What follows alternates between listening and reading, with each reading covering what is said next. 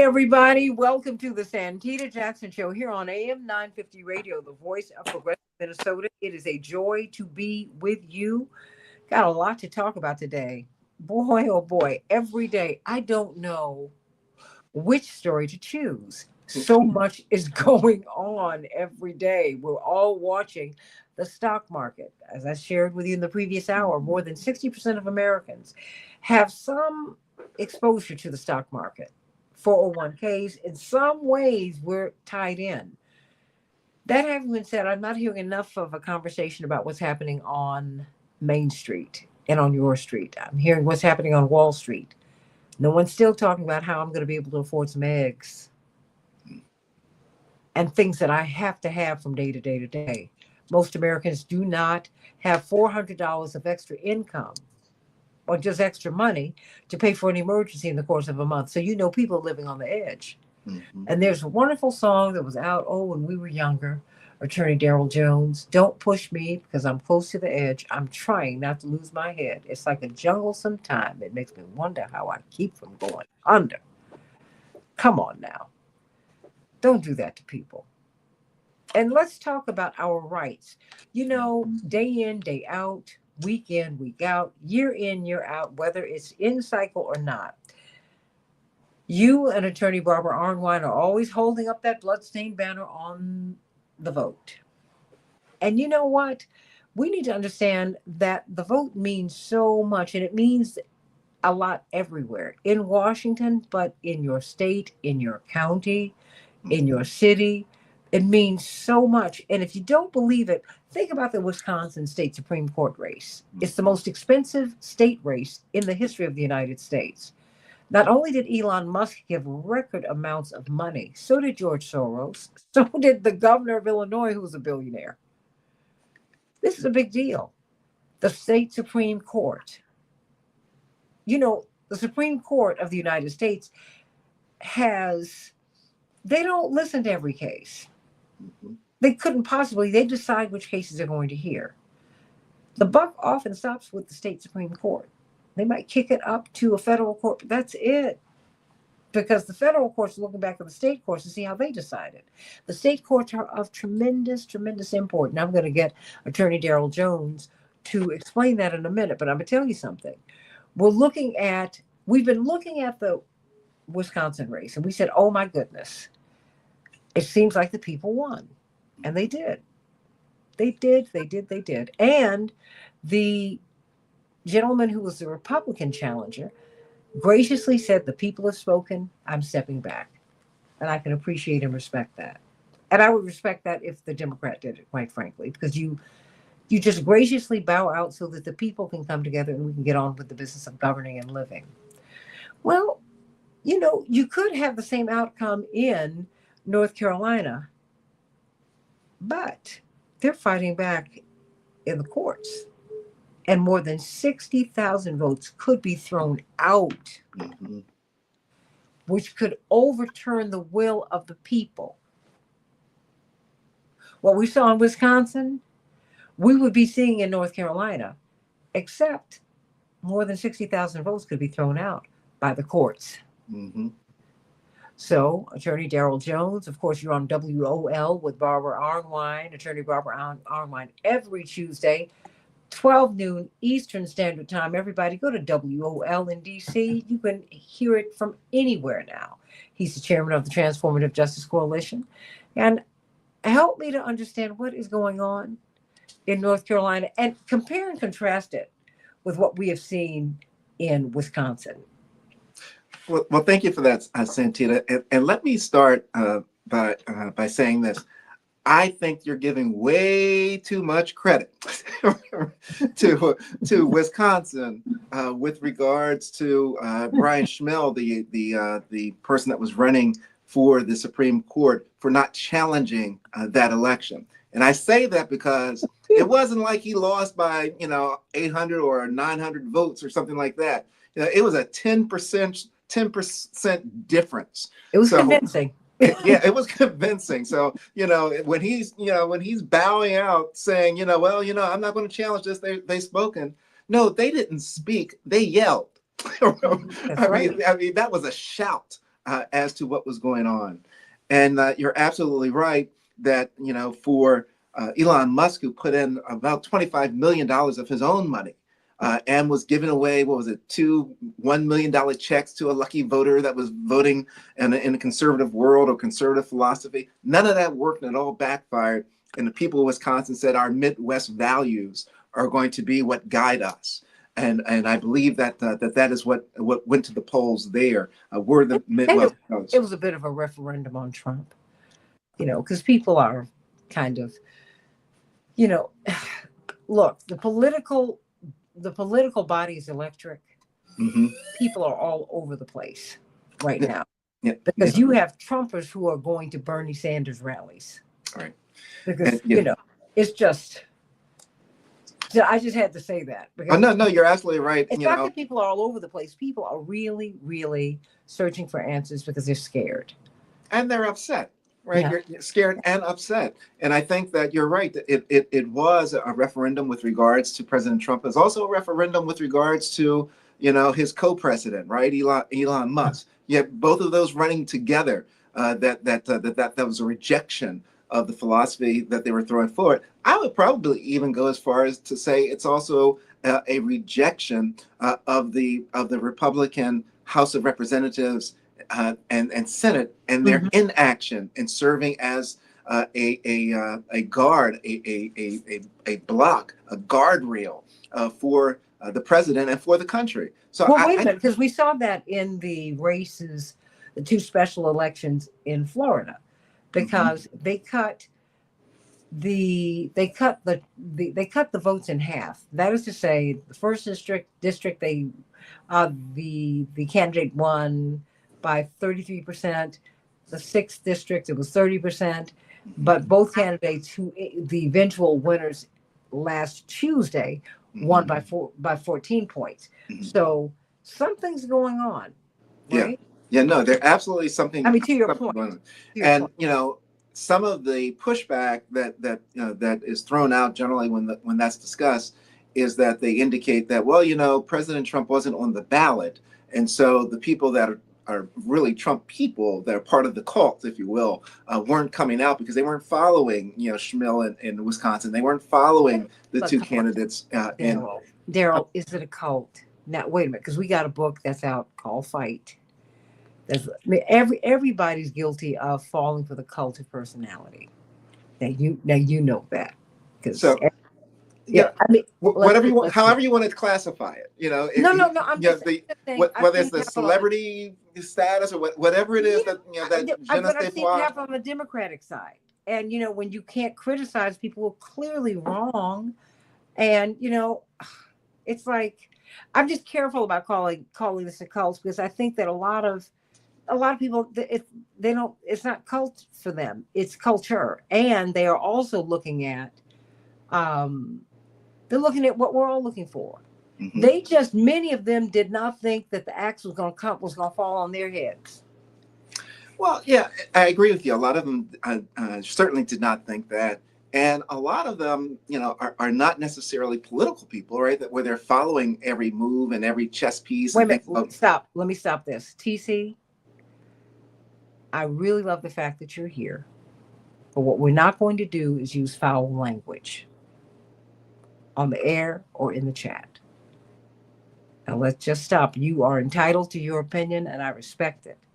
But we will not use foul language. Let's don't do that. I said that to you before and I mean it. Because that's my bar. I appreciate that, TC. That's my bar. That's my only requirement. That's one of the I have some here, but I want people to be respected, and I'm not going to have a platform where I'll shut the chats down before I allow that kind of language. It's just because it's not just the fact that it's aggressive doesn't bother me. It's the vulgarity. We don't need to do that, and I know that's not the spirit in which you've come here. So, Daryl Jones. Because we just things are too tender. We are sitting on a powder keg.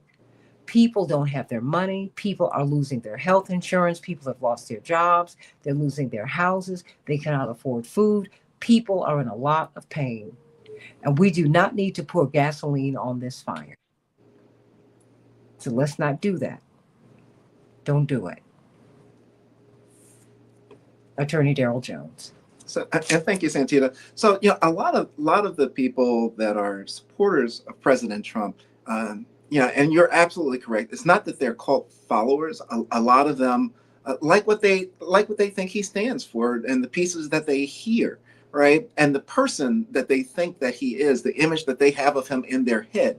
What they, that he's that grandfather type person that's no nonsense, steak and potatoes, just bread and water, just straight down the line, push it, push it, push it. McDonald's.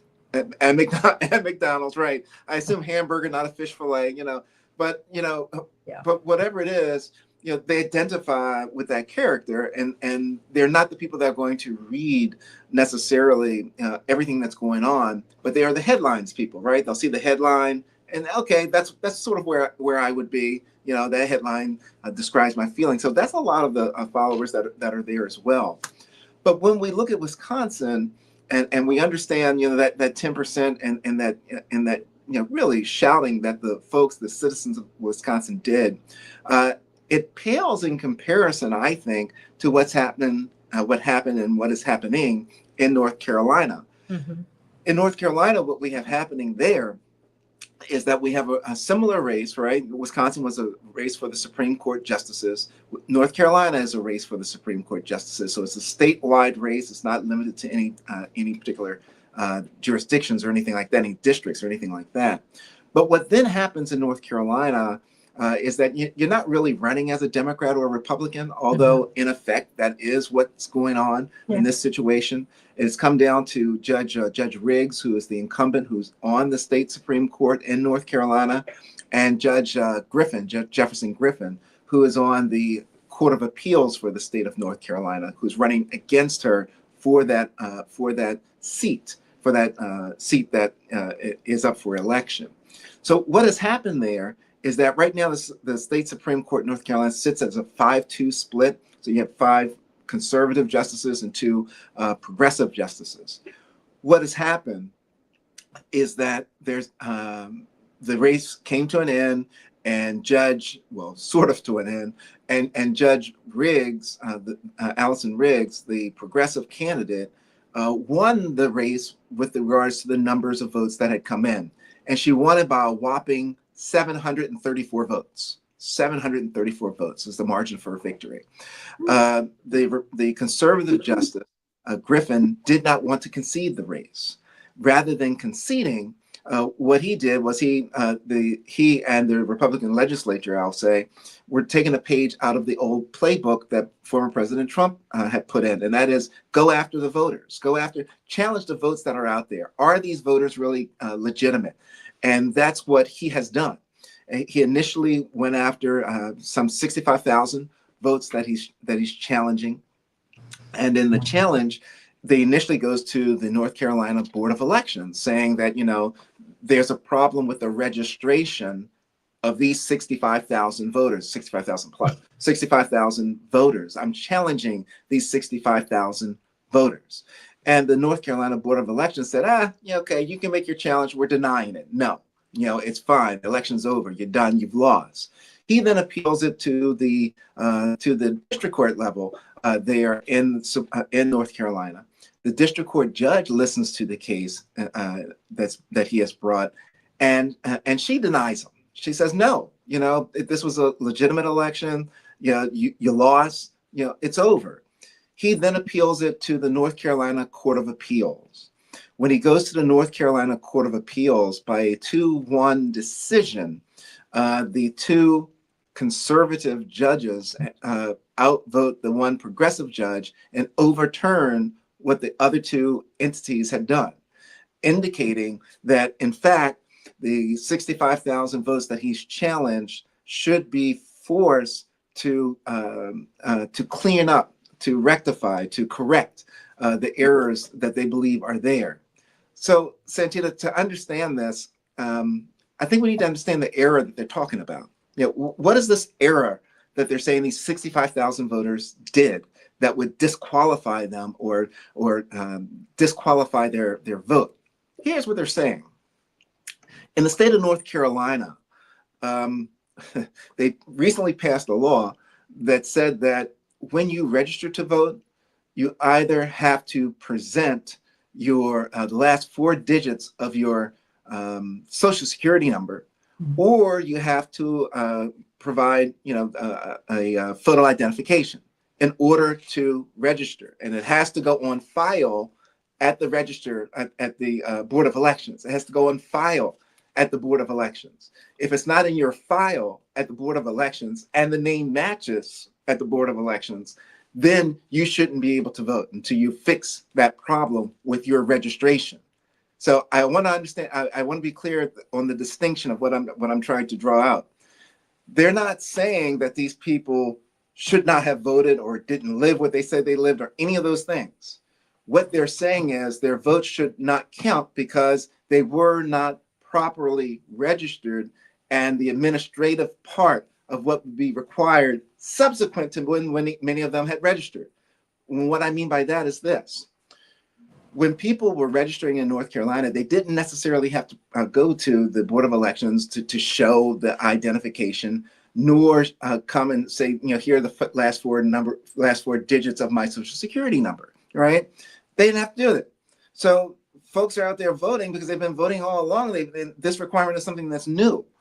So what Judge Griffin has done is that he's now challenging the basis of the registration. And he's going after these 65,000 voters, thinking that he can have them disqualified from the voter rolls. So what the U.S. Court of Appeal, what the North Carolina Court of Appeals has now said is that, look, we're going to give these 65,000 people 15 days from the day that the Board of Elections notifies them to go and cure the problem. That is to go to the Board of Elections. Stop, because I think I've heard this before. I think I've been at this movie before. Okay, 15 days from when the Board of Elections notifies you that your ballot is invalid. Right. So, okay, you gotta walk me through this because I need to understand how this works. Because you keep telling us this. Well, we're about to get ready to vote in these big elections. Well, this is a big election too, but the presidential elections, right? Congressional elections, midterms. Okay. So when does the 15 day, when are you on the clock? When does that start? So, well, according to this court, you're on the clock from the day you receive the notice from the Board of Elections. Okay, with a post office that has been addled by machines that have been dismantled, right? So I don't know when you're going to get notification. Does it only come by mail? Does it come by email? How does this work? And that's where we were going, Santita. Okay. The Board of Elections doesn't know how it's going to do it. They don't have a system in place to do this. So they've got to develop the system to figure out how to notify these people. And then they have to be able to track when they receive the notice for the 15 days, right? So, it's really a horrible situation that's being created, and it gets worse, not better. It gets worse this way, because what the Court of Appeals, the North Carolina Court of Appeals also did was they said that if you changed your name, you got married, right? You got married, so that when you registered, your name is no longer, Jones. Your name now is, Jones, whatever, Jones hyphen or whatever the new last name is. You would have to go back to the Board of Elections to update your information so that the name would match. Question is, how do you know this? How do you get the notice out to these people? How does this happen? So these are some of the questions that are being raised. There's another piece that's to it as well, Santita, because the other challenge that goes along with this are for people that are overseas. And if you're overseas, what do? And so the 15 days isn't going to cover it.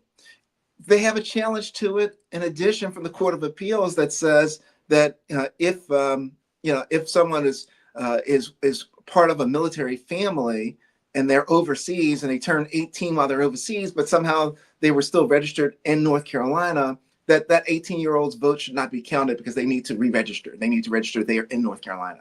So there's all this mess that's there. And it's unclear as to how it's going to roll out now. What is clear is that Judge Riggs, Allison Riggs, the progressive candidate, is filing an appeal to the North Carolina State Supreme Court for a final determination as to what is fair.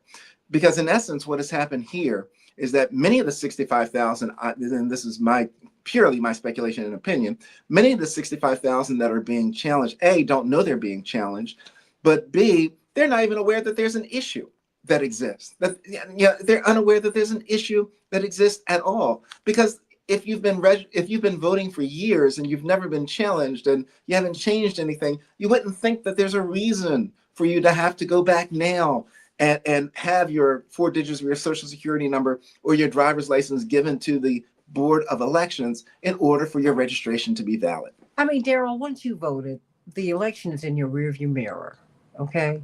You're done. And you stop paying attention. Mm-hmm. You know that's true. And they know that's true too. So I'm trying to figure out who made this decision? And politically, where are they on the spectrum? Can you speculate or help us to understand what this is? And I'm concerned, everybody, because although this is happening in North Carolina, TC, I know you're in Minnesota, this could happen anywhere. We have seen in Wisconsin how consequential these state races are. I mean, and these people are fighting tooth and nail. Elon Musk and the oligarchs on the right and the left poured more than $100 million into a state Supreme Court race. Mm-hmm. That ought to tell you a whole lot. And so I'm trying to figure out the mechanics of this, given that we've had so many challenges to the vote, Daryl, over the past 20 odd years. I mean, I'm still warm about the 2000 election. Mm-hmm. I mean, I'm not happy about that. And that's a quarter century ago, right? That's a quarter century ago. And oh my gosh, yes. Right. And the embers of that fire are still burning. But look, with North Carolina, what we see happening is that we have a conservative legislature that wants to be certain. Now, let me be clear. It's a conservative legislature. I'm not saying that the majority of North Carolina is conservative. I'm not saying that. I'm saying that the conservative legislature has the ability to draw the lines for elected positions for state representatives in such a way that it gives their conservative colleagues an edge, a hand up, and more control of the state legislature, which then allows them to draw the lines for Congress, which allows them to get control and more members of their party into Congress. That's the whole thing with the whole voting process is trying to get this thing merited out so that it's just fair for everybody, that you're not drawing these weird salamander lines to get for power purposes for you to be in control. This is the reason that Elon Musk and many others are investing millions of dollars into state Supreme Court races. Got to remember, the Wisconsin Supreme Court race now is has the designation of being the most expensive state Supreme Court race in the United States in our history. The most expensive. Why? What is it? Well, it's the issues of voting rights, right? It's the issue of, in Wisconsin, they at one point the Supreme Court there was making a determination about whether or not drop boxes would be available for people to be able to put their votes in. They were making decisions with regards to all the lines that were being drawn. And that's going to be another decision again, the redistricting aspect of it. They're going to make decisions as to what voting laws. What are the voting laws and how are they to be interpreted?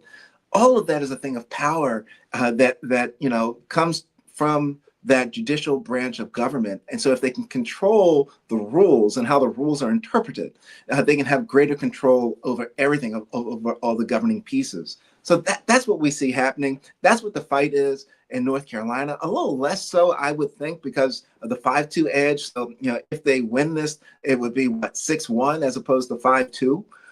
In terms of their Supreme Court makeup.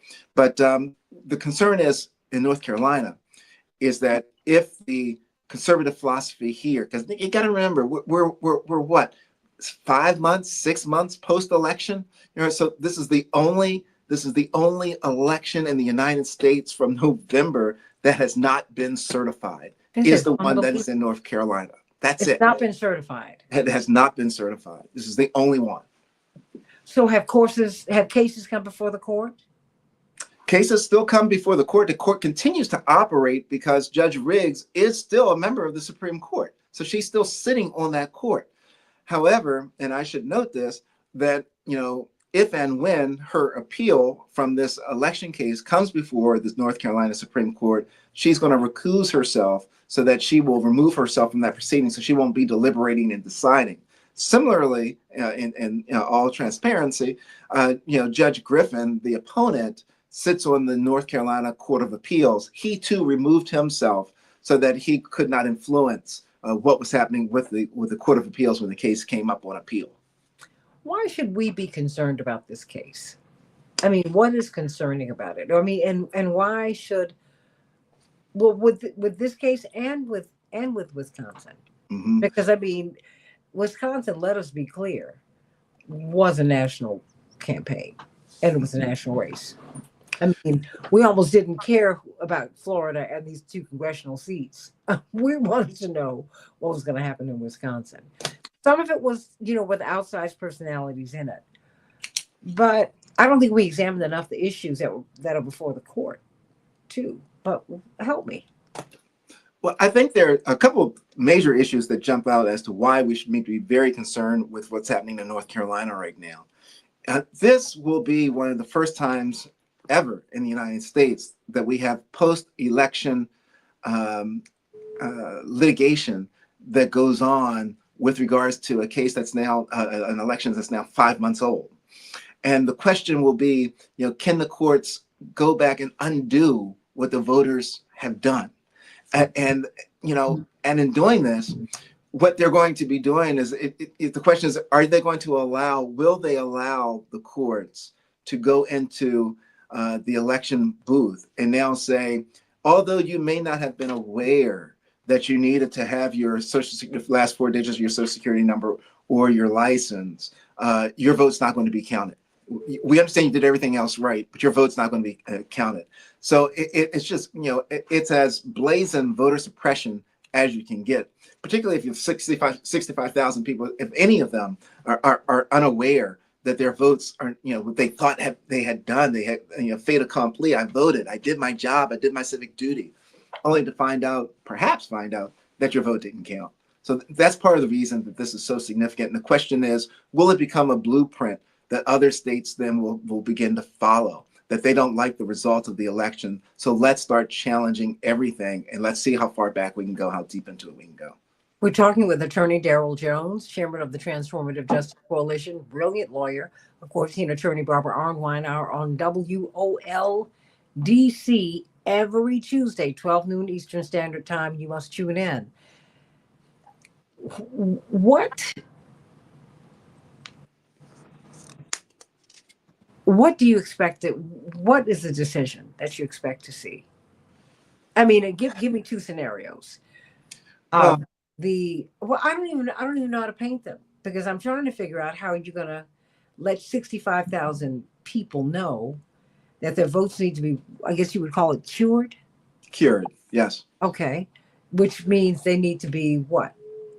Well, in this situation, the curing would come by them going to the Board of Elections, or sending, I guess, to the Board of Elections, because the Board of Elections still has to figure it out, a copy of their driver's license or the last 4 digits of their social security number. I mean, it's not a question of their vote, right? It's not a question of, it's not a hanging chad or anything like that that's being questioned. What's being questioned is whether or not they fulfill the administrative requirements of being registered to vote, of what they need to do to now have the stuff on file at the Board of Elections. That's the question. But when I look at this, I'm trying to figure out just practically speaking, how can this be resolved? Because it seems like, at least the news that I read this morning, it seems like the courts might be disinclined to verify these votes. Right. So, I so mean, am I reading that correctly? well, again, and no, I don't think that you're reading it incorrectly. The big concern there is that we're going to have, well, what should be a 5-2 court will be a 5-1 court on the conservative That's side. The question crazy. and the question is going to be, will the conservative justices stick with the conservative legislature and try to put one of their own to make a super majority on their state Supreme Court, and by doing that, certainly, writing the blueprint for what other states will have the ability to do as well. I mean, that I think is the essence of what's going on right now in North Carolina. It's scary, but that's what's going on in North Carolina.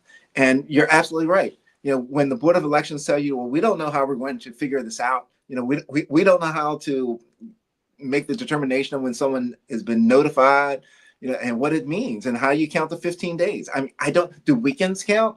I don't know. And so, that's one of the big problems that's there with North Carolina and this case. But everyone's going to be watching it to see what happens. Everyone's going to be watching to see what happens with the overseas people and the military people and how they get notified. You have all these questions that are going to be out there that need to be answered. How does it come out? How does it ultimately come out? Well, if the North Carolina Supreme Court says, you know what, the Board of Election folks, they're pretty much on top of this. This is really an administrative thing. We're not talking about voter fraud. There's no type of fraud or anything like that that's going on. This is just an administrative piece that's there. And if the North Carolina Supreme Court says, we agree with the Board of Elections, we agree with the lower level district court, no harm, no foul with regards to, you change the horse in the middle of the stream with regards to the requirement of registration, everyone's fine. What would then happen is that the appellant Judge Griffin, could then take it to the federal courts and ask them to take a look at this, because it's a voting rights question, so it's right as a federal question. So we want the federal courts to look at it. We're drawing the time out even more now. But see, for the election to be certified. Is the court's business still being conducted while this is being litigated? Yeah, the court's business is still being conducted. They have other cases that they're doing. This isn't the only thing. They remain a 7-person court, right? 5-2 court until someone is elected for that seat. But someone is absent. How do you make? I realize that so-called conservatives have the majority, but you never know how people are going to vote. Mm-hmm. And how do you continue to conduct business when everybody is not there? I mean, this is not a quorum. This is the state Supreme Court. You need everybody there, don't you? Well, you don't, but you should have every voice there to be heard. And in all fairness, it's my understanding that everyone is there, and all 7 members will still be there. Making decisions that, and Judge Riggs will be making decisions on cases. She just will not be making a decision on this particular case because it pertains directly to her and her election. What do you think what should the Democrats be doing, just writ large? Because to me, you've got the Texas case, you've got this case, and I don't know if it should be as much a partisan issue as much as it is an American issue and how we function. Mm-hmm. See, to me, I don't like unfairness, whatever it is. And this is not right. I mean, and my father would say when my brothers played sport, because I didn't play team sport, I, did 1 or 2 solitary endeavors. He said, but you have to learn how to lose. I just don't want you to get used to it. And see, the thing is, I don't like losing, but if it's a fair fight, not a problem. This is not fair, Daryl. And this is such a turnoff. And when you look at these town hall meetings where you hear people saying, I need you to do something. And they're saying it to Republicans and Democrats. They don't care.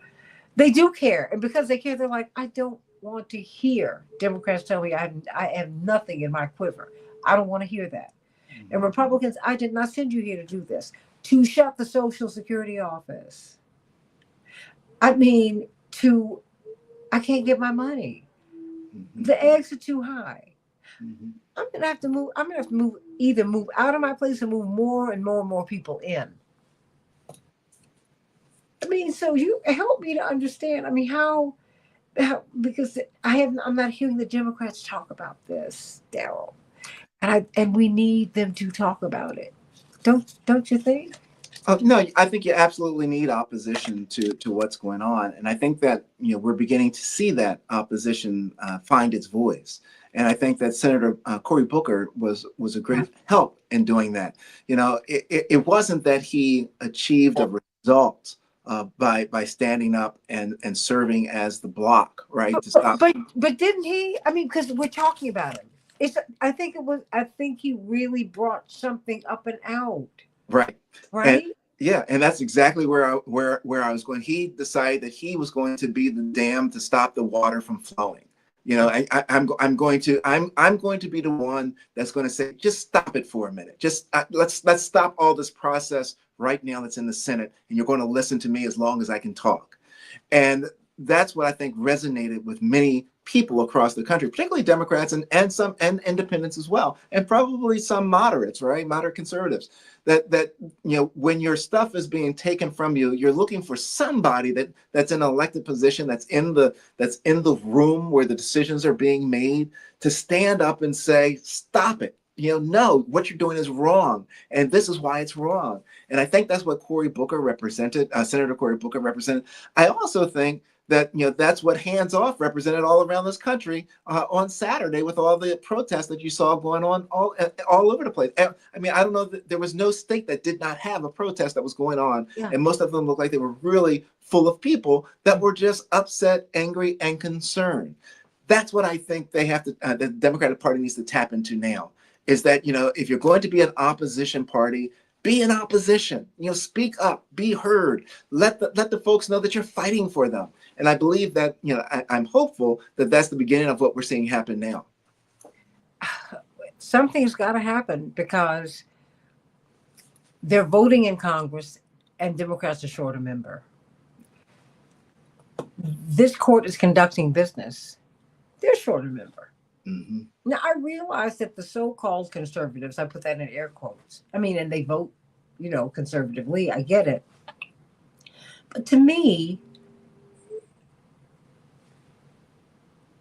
you should not be conducting court business when you have that open seat.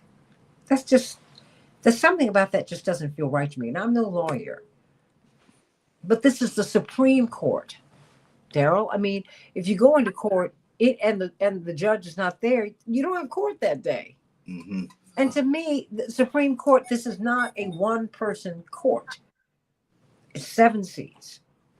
Our Supreme Court has how many seats? 12. Mm-hmm. So it's like, so everybody needs to be here. Right. Yeah. I mean, and to me, that's the way. And correct me if I'm wrong. Isn't the system designed that way, or is it not? I mean, the system is designed. You want all 9 members of the Supreme Court to be present, for arguments. Okay. That's the ideal situation, is that all 9 are there and present. There are situations that occur, right, where members can't make it and things like that. But that's usually the exception, and not necessarily some type of rule that a member may be ill and may not be able to sit. 5-4, U.S. Supreme Court 9. Right. Excuse me. But that's usually an exception that they're not there. They usually want to be there.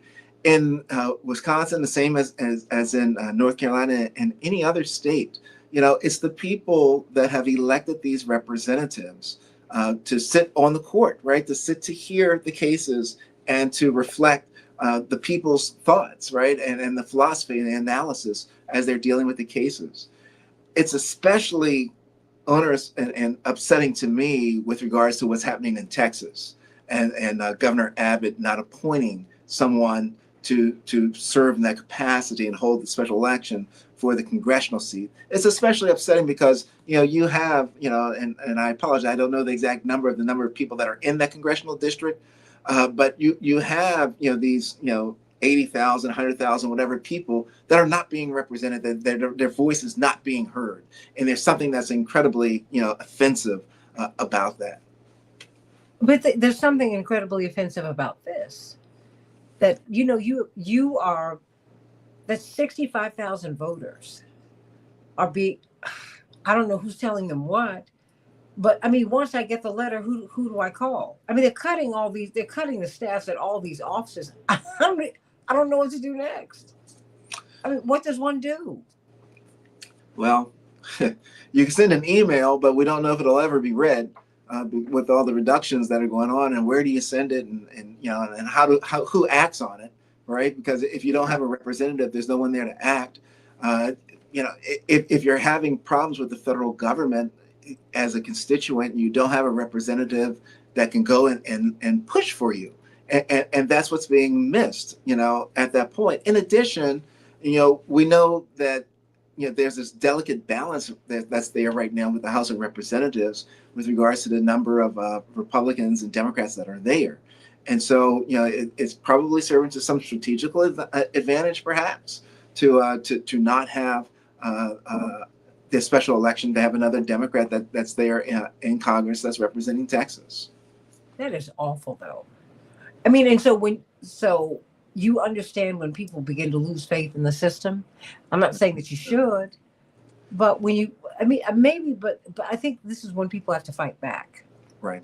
And and know that in North Carolina, and believe me, it can happen in Minnesota, TC, it can happen anywhere.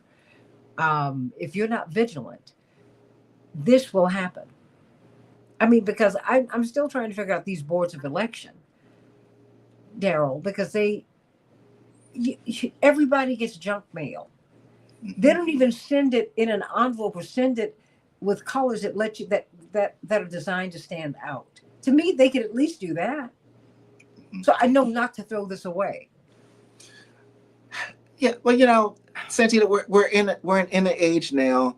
I think it was Kansas that started it, where they were challenging voters, and they would send like a junk mail. It would look like a little postcard that trying to verify that this is where you live and tell you to return it within a certain period of time. And if you didn't return it, they remove you from the voter rolls, right?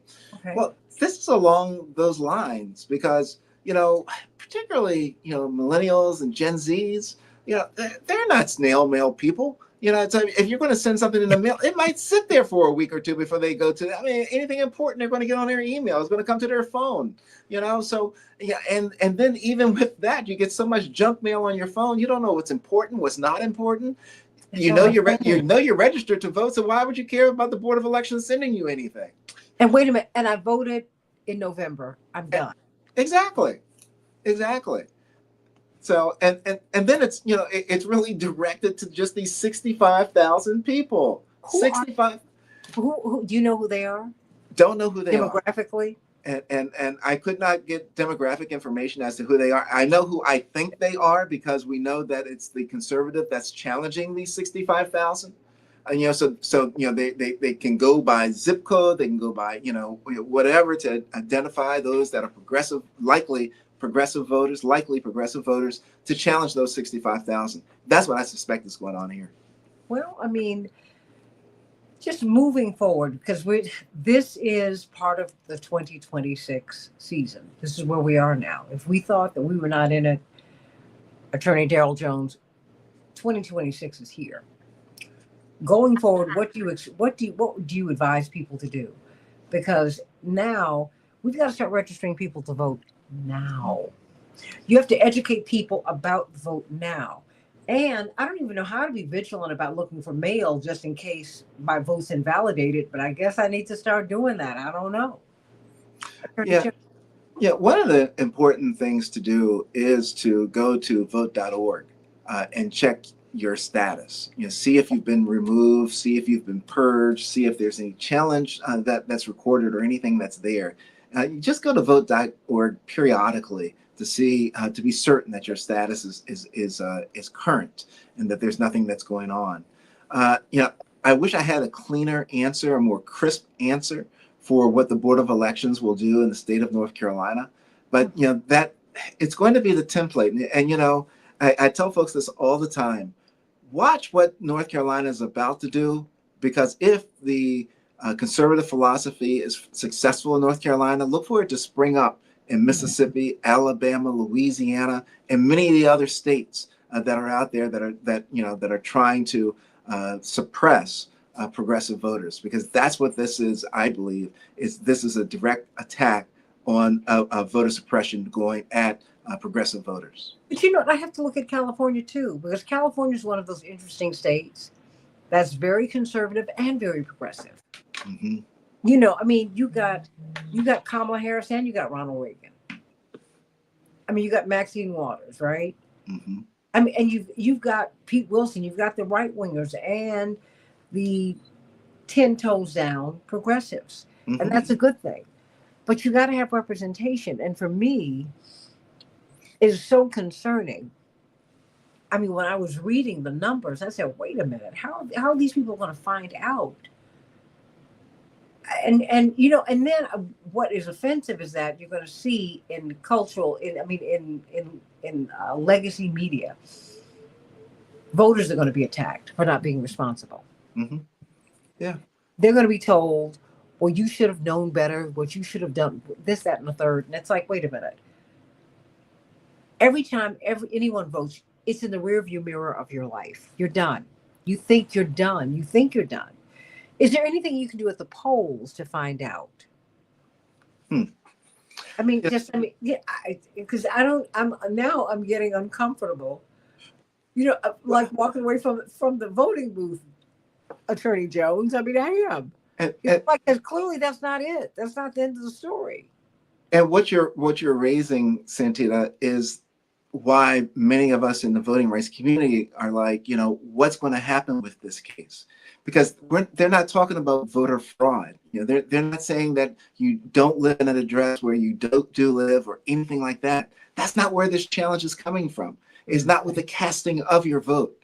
It's with the initial registration, when you were registering to vote. That's where this challenge is when you were registering to vote.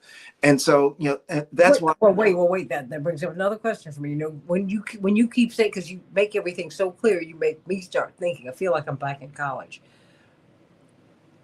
Is there anything I should be doing once I register to vote? Should I call the Board of Elections? Is there something that I need to do just to make sure? Like, wait a minute, because you know what, 1-866 our vote. Remember, Mm-hmm. you have us call that. You always, yeah, absolutely. Is that active, whether we're in election seasons or not? Yeah, that's manned always. So you can always call the 866 our vote number. You know, that will be manned. Can you call them and find out if your registration took? That's a great question, and I don't know the answer to it, because this You is wouldn't know. a concept of, Who knows? I mean, this, and that's who why expects this? This is a concept. This is a concept that's coming out of North Carolina. These challenges with regards to the voter registration, which, you know, the 866 our vote. They'll certainly, if they don't have the immediate answer, they will research it and get the answer for you. But the best thing to do is that, you know, if you're in North Carolina, and I don't know of any other states right now that have similar laws that are in place, but if you're in North Carolina, the best thing to do is to call the Board of Elections, and you want to be certain that your information, your election information, is up to date. Because when they made that change and then made the requirement that you have to have the last 4 digits of your Social Security number or your photo identification on file there in the name that you've registered under there, right? So that you want to just be certain that's current. To me, and most Americans, I would argue, it sounds like an administrative thing, you know, more so than something that should prevent you from being able to vote, particularly if you've been voting and you've been registered, you did everything properly originally. That's where we are. And yeah, that's what the North Carolina Board of Education and the lower level court said. You know, the people that were these 65,000, probably a large majority of them, did what they were told to do originally. They played by the rules. They said, this is what you do. You register, and then you can go and vote. They registered, then they went and vote. After they were registered, sometime later, right, the last year or two, there was a change that said, well, you know, if you're registered, you still need to have either your identification or the last 4 of your socials on file there for your registration to be active and for your vote to be counted. That's what the courts are going to be grappling with. Well, what's the final word before we go? Because to me, it's like I've got one more thing to check. I don't mind doing it. I just need to know that this is what I need to do because, and particularly for our veterans and our active duty, our servicemen and women. I mean, what do we do? Because while they're overhauling everything, they need to overhaul this system because the system seems to be very antiquated and it does not answer a lot of questions, Daryl. Yeah, no, you're 100% on the mark. I tell people, number one, don't get frustrated. It's easy to become frustrated. It's easy to throw your hands up and say, you win. I just won't vote. Don't count my vote. That's not what you want to have happen because that's what they want to have happen. They want you to give up your power. That's what they want you to do. Okay. This is a struggle for power. So you've got to continue, contain, and hold on to your power. You can call the Board of Elections where you live and ask the question, is there anything I need to do with regards to my registration? Is there any new requirement? Do I need to bring anything? I want to be certain that my vote counts. Is there anything I need to do? You can do that. And most importantly, the response that we saw happening on April 5th across America with the hands off. Hands off. Right, hands off the government, hands off America. The response to that was because people were saying, I'm not going to give up my power. I'm not going to give in.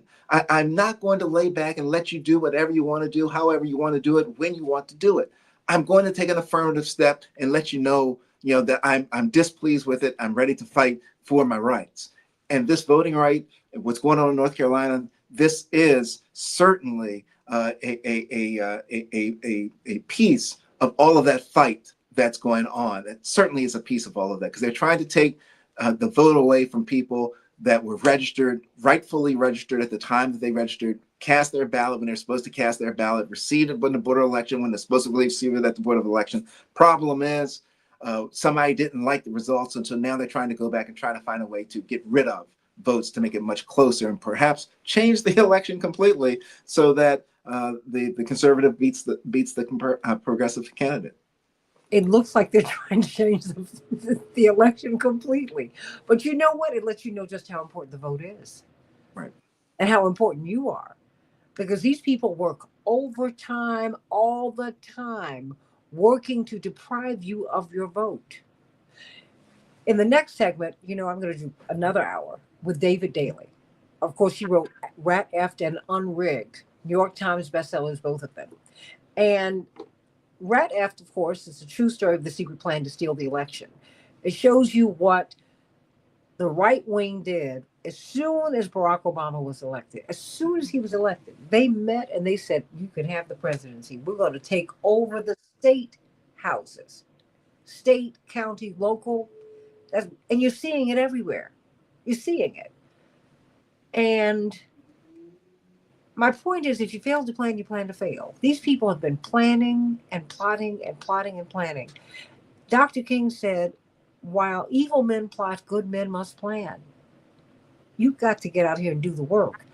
Please listen to Attorney Daryl Jones and Attorney Barbara Arnwine's radio show. It will be well worth your while. 12 noon today, everybody. 12 noon Eastern Standard Time, WOLDC. WOLDC. It's on the Radio 1 network, yes? That's correct, yes. Okay, so if you kind of get turned around, remember Radio 1, because Kathy Hughes has built a mighty, mighty network, and we're so proud of her and all the work that she has done. Sending you much love, Attorney Daryl Jones. Let's talk with David Daley, because guess what? We're supposed to have more Democrats in the House of Representatives and in the Senate, but we've been gerrymandered out of power. Let's talk about that on the Santita Jackson Show. AM 950 Radio, the voice of progressive Minnesota. Oh, Daryl, it's too much.